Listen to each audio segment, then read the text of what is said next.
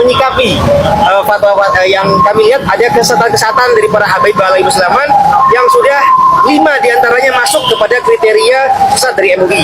Dan juga kami juga membawa para ulama dan juga saksi korban Mbak Zeda Salim untuk mencurahkan isi hatinya bahwasanya ada kesesatan oknum Habib yang sudah kekerasan seksual. Ini mengaku-ngaku membawa sebagai cucu Nabi, tapi melakukan kezaliman itu sama dengan melecehkan dan merendahkan Nabi yang ada dalam kriteria MUI. Membawa satu saksi korban, apakah itu memperkuat bahwa ajuan dari Bagus ini dan kawan-kawan? Ya, ini insya Allah berproses, karena kami tidak hanya untuk masalah korban ini untuk memudahkan kita memproses jalur hukum.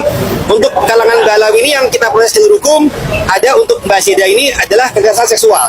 Ada lagi kasus-kasus lain untuk fitnah, pencemaran nama baik, ujaran kebencian, persekusi, pemalsuan sejarah. Tapi yang kita lagi proses. Tapi yang jelas perlu diketahui oleh masyarakat umum bahwasanya ada kesesatan habaib Balawi Musliman sampai dengan 5 kriteria masuk.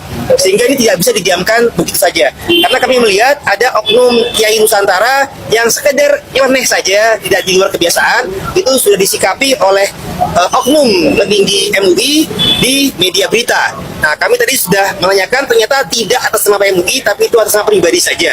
Nah, begitu pula kami sini ingin para MUI ini bersikap tegas, para ulama, untuk menyikapi ini sudah menjadi keresahan di masyarakat. Nah, termasuk Kiai dari Garut, Kiai Amin juga menyampaikan tadi masalah kasus dawir atau finansial yang merugikan. Jadi penjajahan Balawi ini tidak hanya seksual saja, tapi doktrinal, kultural, rasial, finansial. Bagus, apakah pesan Bagus kepada korban-korban yang belum berani untuk melaporkan gimana? Baik, saran saya para korban-korban, mari kita sama-sama bersuara. Imam Ali menyatakan kezaliman akan tetap ada bukan hanya karena banyaknya orang zalim, tapi karena diamnya orang-orang baik. Maka orang-orang baik, mari kita bersatu padu, kita suarakan kebenaran. Ibarat lidi, kalau cuma sendiri-sendiri mudah dipatahkan, tapi kalau kita bersama-sama, insya Allah tidak mau dipatahkan. Jadi alhamdulillah kita bersyukur Mbak Zeda juga sudah bersuara. Moga-moga bisa diikuti oleh para korban-korban yang lain untuk sama-sama kita bersatu melawan kemungkaran, melawan kezaliman, melawan kesesatan. Dari Kiai sendiri ada pesan untuk hari ini seperti apa? Akhirnya didengar juga sama MUI. Ya, pesan saya seperti apa yang disampaikan Bagus Mogi untuk mengusung kebaikan, kebenaran yang hakiki. Ya, orang-orang baik itu sendiri harus bersuara. Sekaranglah saatnya yang hak itu hak, yang batil itu batil. Agama tidak bisa digonta-ganti, apalagi yang sudah mencakup rukun-rukun iman, rukun Islam nggak bisa. Kalau sesat ya sesat, katakan sesat. Kalau benar ya benar, katakan benar. Itulah agama. Gak bisa dibelok-belokkan.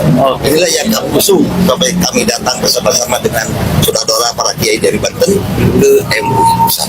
Salah satunya itu yang kami sampaikan. Mohon kejelasan, mohon ditanggapi. Ini fakta, ini rasis, ini resah masyarakat, khususnya kaum muslimin dan terkhusus warga Nahdlatul Ulama. Itu saja. Kalau Kak Zeda sendiri gimana Kak setelah tadi hasilnya didengar dengan MUI? Ya, intinya kami mewakili jeritan hati wanita Indonesia yang menjadi korban para oknum Habib. Tadi sudah disampaikan ke MUI langsung.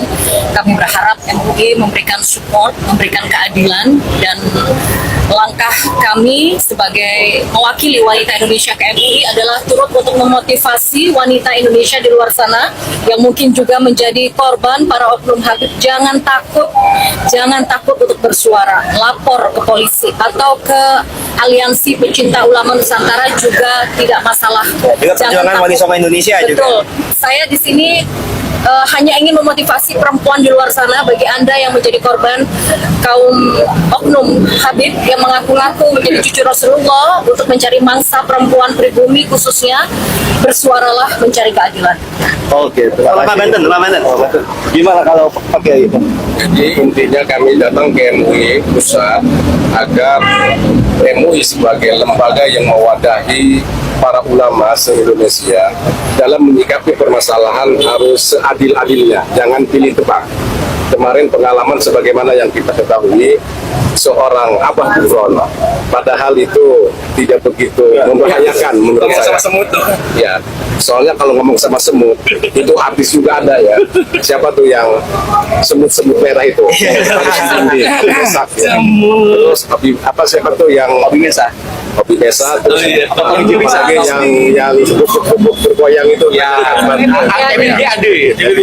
Jadi mestinya dalam menyikapi ini siapapun mereka, dari klan apapun mereka, mau Pahlawi, mau Habaib, mau siapapun, kalau mereka betul melanggar tidak sesuai dengan aturan syariat agama, seharusnya MUI tegas langsung mengeluarkan fatwa kalau itu menyesatkan umat.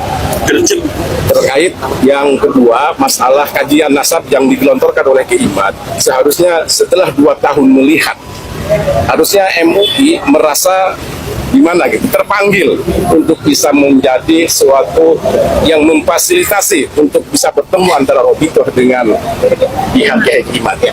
Mungkin kalau cepat dikasih tempat, difasilitasi, insya Allah ini akan cepat clear, cepat selesai dan tidak meresahkan masyarakat. Amin.